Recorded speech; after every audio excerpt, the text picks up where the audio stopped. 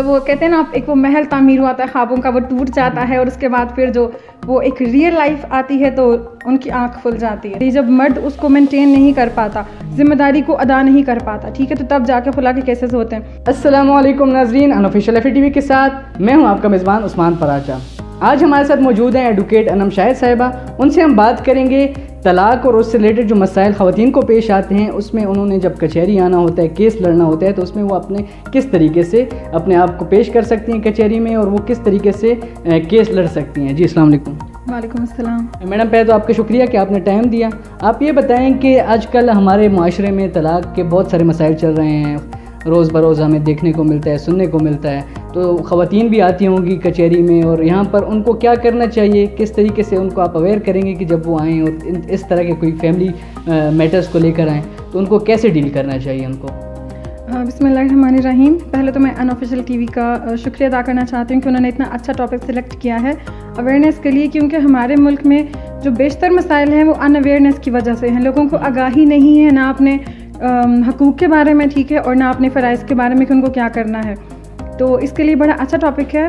जहाँ तक तलाक़ के हवाले की बात है तो मैं आपको बताती चलूँ कि हमारी ख़वातीन, क्योंकि जो दही इलाकों की ख़वातीन हैं, ठीक है, उनको ज़्यादा अवेयरनेस नहीं होती अपने राइट्स के बारे में, तो उनको अक्सर बहुत बाद में जाके पता चलता है कि उनका हक़ क्या है और उसके लिए उनको फिर उसके लिए डबल एफर्ट करनी पड़ती है। अगर आपको टाइमली पता हो कि आपने क्या एफर्ट करनी है, प्रोसीजर क्या है अपने राइट के लिए, तो आपको कम एफर्ट करनी पड़ेगी।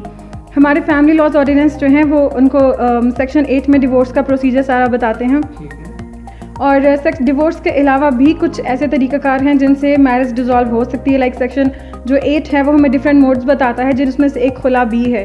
और आजकल खुला की रेशो ज़्यादा है, क्योंकि जो मर्द हज़रात हैं वो अक्सर ख़वातीन को जस्ट टॉर्चर करने के लिए उनको डिवोर्स प्रोनाउंस नहीं करते।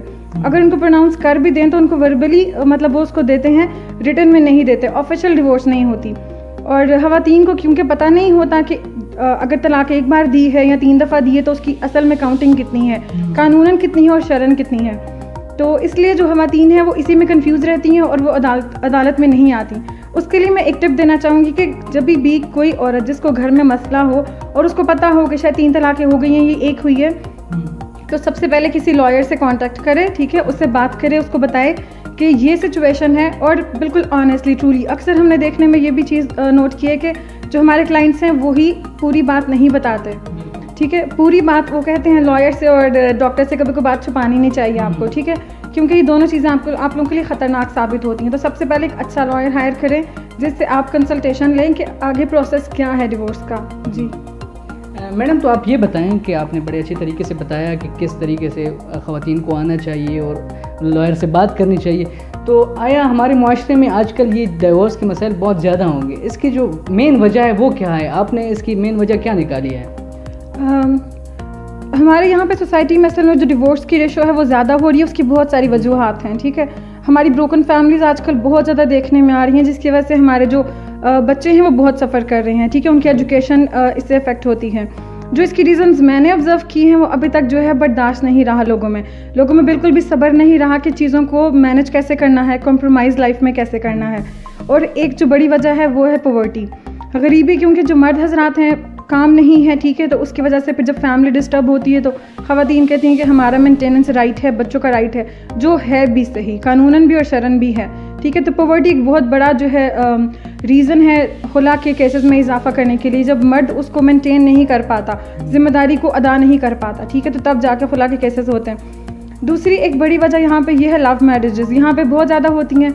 और लव मैरिजेस में मसला क्या होता है कि, और लव मैरिज ज़्यादातर देखने में आता है कि जो लोग अनएजुकेटेड लोग हैं वो ज़्यादा लव मैरिजेस करते हैं। वक्ती जज्बात है, ठीक है, और उबाल है उसके अंदर, वो जज्बात में एक, और उसकी वजह से जो है कोर्ट्स में आके लव मैरिजेस कर ली या फैमिली को मना के लड़ झगड़ के लव मैरिजेस कर ली, लेकिन वो स्टेटस मैच नहीं करता। और स्टेटस मैच करना कानूनन भी ज़रूरी है और शरन भी। नबी सल्लल्लाहु अलैहि वसल्लम ने भी फरमाया कि जब शादी करें तो कुफ देखें, कुफ इज़ अ स्टेटस, ठीक है। जब वो स्टेटस मैच नहीं करते तो, क्योंकि लव मैरिज हो रही होती है, एक्सपेक्टेशंस बहुत हाई होती हैं, ठीक है, और जब एक्सपेक्टेशंस पूरी नहीं होती तो वो कहते हैं ना, आप एक वो महल तामीर हुआ था ख्वाबों का, वो टूट जाता है और उसके बाद फिर जो वो एक रियल लाइफ आती है तो उनकी आंख खुल जाती है कि ये क्या हो गया हमारे साथ। उसके बाद इनको पता चलता है अच्छा फिर तो जहाँ पे अक्सर तो ऐसा होता है जिन चैम्बर्स में कोर्ट मैरिजेस होती हैं बाद में डिवोर्स भी वही चैम्बर्स में लॉयर्स करा रहे होते हैं। तो ये चंद वजूहात हैं जिसकी वजह से रेशो जो है हमारी खुला के दिन ब दिन बढ़ती जा रही है। जी आखिर में आप ये बताएं हमारे व्यूवर्स को कि जब ये डिवोर्स हो जाती है तो उस वक्त मर्द की क्या हुकूक होते हैं और दूसरी जानब जो औरत है उसको क्या हुकूक मिलने चाहिए? देखें, जब मर्द औरत को खुद तलाक देता, ठीक है, तो उसमें जो उसका कानूनन और शरन दोनों जो हुकूक हैं वो ये कि हक महर अदा करे। अगर उसने अभी अदा नहीं किया हुआ, ठीक है, वो उसको फौरी तौर पर अदा करना पड़ता। और जो खातून है उसका राइट है मेंटेनेंस का टिल इद्दत पीरियड। जब तक वो खातून इद्दत में है उसका नान नफ़का, उसके सारे जो भी अखराजात हैं वो मर्द की ज़िम्मेदारी हैं। और ये जो हक है मर्द और औरत दोनों को, ये हमारे दोनों जो हैं कानून और शरा दोनों प्रोवाइड करती हैं। जी नाज़रीन, ये थे अनम शाहिद साहिबा जो कि बहुत अच्छे तरीके से बता रही थी कानून में तलाक और उससे रिलेटेड जो मसाइल हैं कि उनको कैसे ख़वातीन को डील करना चाहिए। और ये सेक्शन 7 और सेक्शन 8 में आती हैं जिनमें वो बता रही थी कि ख़वातीन का क्या हक बनता है और इस मौके पर जो मर्द है उसका क्या हक है, वो किस तरीके से खातून को हक महर अदा करेंगे। इसी के साथ ही अनऑफिशियल FTV के साथ उस्मान पराचा को दीजिए इजाज़त। अल्लाह हाफ़िज़।